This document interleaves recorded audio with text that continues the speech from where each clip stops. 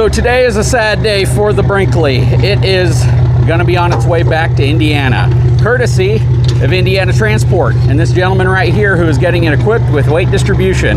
Now, explain to me for a second to my viewers why, with this big old dually you got, you need weight distribution setup. Do you really need it to tow a trailer this size? You don't need it, but Indiana makes us do it. Okay. For safety.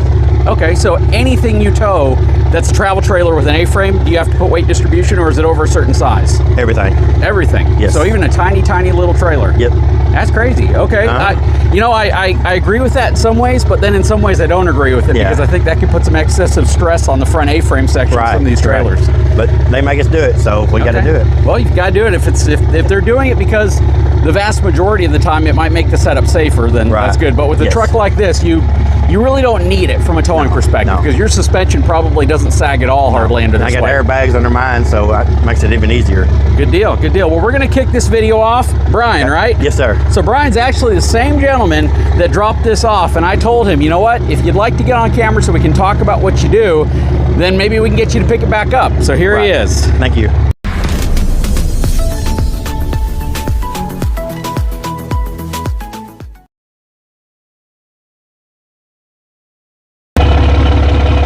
Okay, so while Brian gets everything set up with weight distribution, I'm going to ask him a couple questions, and questions that people have asked me over the time related to transporting RVs. So question number one, what's the difference between RV transporter and a hotshot?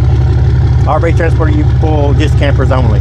Okay. If you're a hotshot, usually they have a Gooseneck trailer, and they haul anything from everything. So you pretty much take RVs there, back, you move RVs everywhere. Yeah. Whereas like a hotshot guy might take an RV down, but then he might haul a Gooseneck load back, or he might haul something else back. Just basically mixed loads. It's what you primarily do, and again, you primarily do RVs. Yes.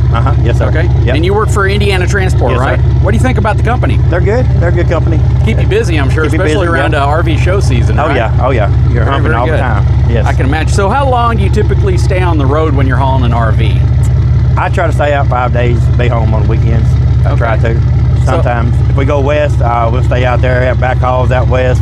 You can be out there for a month at a time, 2 months if you want. Oh, very good, very good. So how long you been doing RV transport and hotshot or hotshot work? 2019. Oh wait, okay, so you're about 6 years into it now. All right. Been driving big trucks since 1994. Okay, what do you love about it? Just the freedom.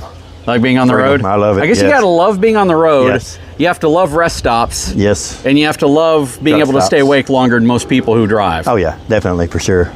Okay, so we're gonna tackle the elephant in the room, and that's the fact that you are a Ram guy. Yes, sir. So have you always driven Ram trucks for towing, or have you driven any other brands? No, Ram only. All right, how many miles do you have on this beast? 700,000.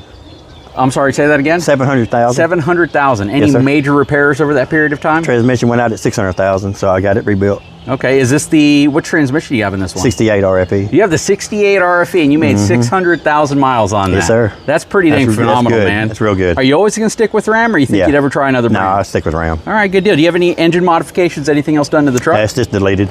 Okay. Okay, so for those folks who say you have to have the Ison transmission, 68 RFE can't tow, you'd probably say they're incorrect, right? Yes, yes. All right, good deal. Yes. So besides maintenance, normal wear and tear stuff on this truck, has the truck been pretty good for you? Yes, sir. All right, what about comfort, being behind the wheel for long periods of time? It's fine. How are the seats, all of that? They're leather seats. You got heating and cool seats on it, so it's a Laramie, so it's what year's your truck? 17. Very, very good, man. You got a little bit of a dent going on in the back there. What happened, man? Big truck hit me when he was pulling out of the truck stop at Flying J in Evanston, Wyoming. I could probably imagine what brand it was, but I'm not going to say on camera. No. It's the brand everyone likes to say. Hits everybody with their trucks, man. Yeah.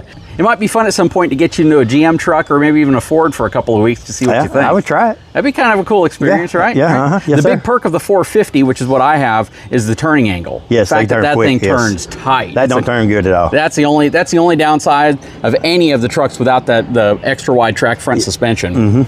Okay, so we already talked about weight distribution and the fact that you really don't need it for a trailer like this, and I actually don't recommend it for a trailer like this behind a truck like this because it's just additional downward pressure that you're putting on that front A-frame section. But how does this trailer tow in your opinion? I mean, I had a great experience. It tows good. It's a real good trailer. Okay, do you tow a lot of Brinkleys? Yes. Okay, and then what other brands do you tend to tow as well?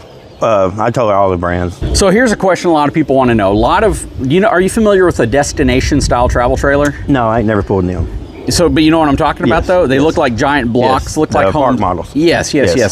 Now, I always recommend that a dually is at minimum what you would need to handle one of those, just because, again, the tail wag and how tall and everything else like that. Have you ever talked to other guys who transport and towing those things? What do they say about them? You just got to go slow.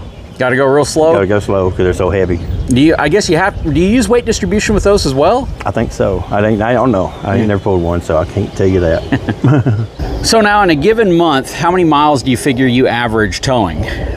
Probably 3,500 miles. 3,500 miles? Okay, so it's not a crazy amount, right? No, when we talk about like ODR drivers, over-the-road drivers, some of those guys can put probably up to 8,000 to 10,000 miles a month on their vehicles, right? Yeah, they stay out longer than I do. Yeah, but boy, 700,000 miles on a light-duty truck, because I know it's a heavy-duty, but it still falls into a light-duty class. That's pretty dang crazy, man. It is. That's awesome.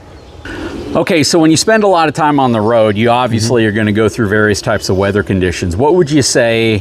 What would you say your least favorite weather conditions are? I probably can guess this, as most people probably could. But as someone who tows this much, especially RVs down the road, what would you say the worst types of weather conditions are for you? The wind's the main, and then snow and ice, but it's doable. And you drive over mountains and through mountain passes all the time, right? Yes. So you ever find yourself in a situation where you're going up a mountain, you're coming down it, and you're like, man, this thing's heavy, or you're towing heavier? So mainly fifth wheels, I bet, right? Yeah, fifth wheels are good on them, though. They're a lot better to pull on that stuff than the bumper pulls with. Oh, yeah, that's kind of crazy, isn't it? Because a lot of people who don't tow RVs don't realize that a fifth wheel, as massive as it is, because of where it places the weight over the axle of the vehicle, it is a far more stable towing experience. It is. It does a lot better, a lot better. Yep. And you don't have no tail wiggle or nothing. Well, what's kind of crazy though is because I've gotten to this point now where I love towing fifth wheels, but at the same time, travel trailers are great for just hitching and going. It is. It's a lot easier to hook on. Fifth wheels are easy to hook up to, though. I mean, just hook and go. Well, the challenge with me is I use a goose ball. Yeah. So you got to get in the bed of your truck almost any time, and that's the biggest challenge. I love the gooseneck connection. I love the fact not having a big old hitch in the bed, but I don't like the fact that now I have to get in the bed, hook my chains up, and all of that other stuff. So it's always compromised when it comes to RVs. Yes. Okay, so I know as an RV transporter, you transport, like you mentioned, a lot of different brands from all sorts of manufacturers. Brinkley, you said, who else? Jayco, and all sorts of other brands. You ever tow Alliance? Yes. Okay, so you've towed all the different brands. Now, you tow them probably the first trip they will ever go on, long trip. And sometimes those trips range in mileage. What would you typically say your longest trip in mileage would be to drop an RV off? Probably 2,300 miles going to California or something. Okay, and then your shorter trips, just a few hundred miles, right? Just if you're just going to local dealerships. When you get to where you're going, how often in the 6 years you've been doing this have you arrived and the RV has had some type of failure, like a tire blowout, an axle problem, a hitch failure, some type of a failure when you've gotten to a dealership? I've been lucky. I ain't had no problems so far. None? None. Even with some of the super cheap tires they put on these things? I've had buddies that had blowouts, but not me. Okay, all right. So kind of the goal here ultimately is to figure out, on the very first trip, what are some of the problems you run into? Now, of course, you don't really go into the RV though, right? No. All right, so inside of the RV, you don't know what's going on in there. So no, we don't go inside. For me, I always talk about the importance of having upgraded suspension on a travel trailer, just like your vehicle. If you had the same type of suspension a lot of RVs have on your vehicle, it would beat you up and your truck would probably fall apart a lot quicker. Yeah. So having an upgraded suspension, a lot of times an upgraded equalizer, upgraded coil springs, a lot of the new stuff that they're putting on can really, really add to the reliability of the RV itself. Right. Now I'm asking you this question because you don't get to pick how well roads are paved. No. You drive over a lot of roads though. And I know when I tow, almost on every trip we go out of town, you hit that expansion joint, you hit that bump, and you're just praying something didn't break. Yeah. Right? Oh, yeah. And I imagine you do this every single day. You probably hit a lot of those bumps, especially on I-10. Some of those areas you hit it through Louisiana. Oh, yeah. It feels like it's a 4-inch bump that you hit at 80 miles to 75 miles an hour. That was bad. Now, you haven't had any RVs that have actually had a failure because of those, at least on the outside of the RV, right? No, never. Well, that's pretty good, man. How many RVs you figure you've towed in the last 6 years? Oh man, I ain't no telling.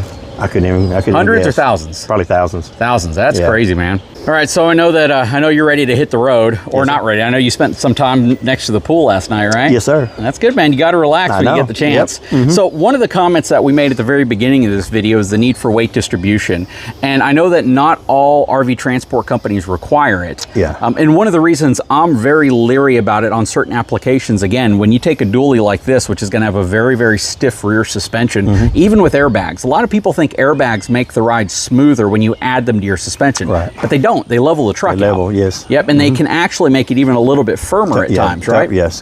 So the point of this, though, is that when you add weight distribution to already firm suspension, you are putting a tremendous amount of downward pressure, because just you putting those bars in place is pulling down on that A-frame section. Yes. So when you go up inclines and you go up different passes, that's even more downward pressure that's being applied to right there, right on that section of the frame. So for me, I've always said, if you own a dually truck like this, go with something like a shocker hitch, go with something like maybe the Gen Y torsion flex hitch, some of those hitches that have that suspension built into it to make up for the lack of suspension movement that you're going to have on dually pickup trucks.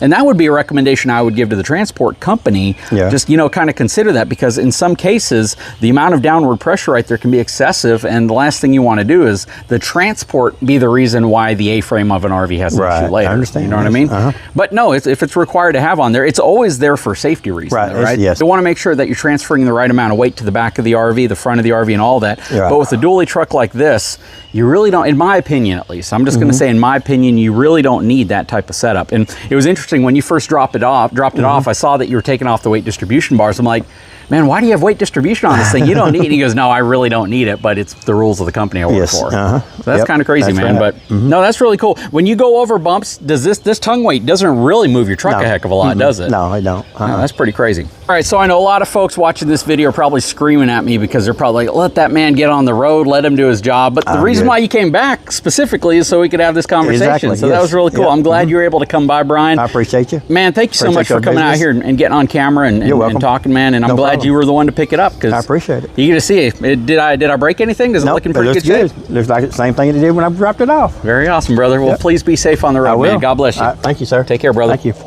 Guys, if you haven't had a chance, please take a moment, subscribe to the channel, and we'll talk to you again very soon.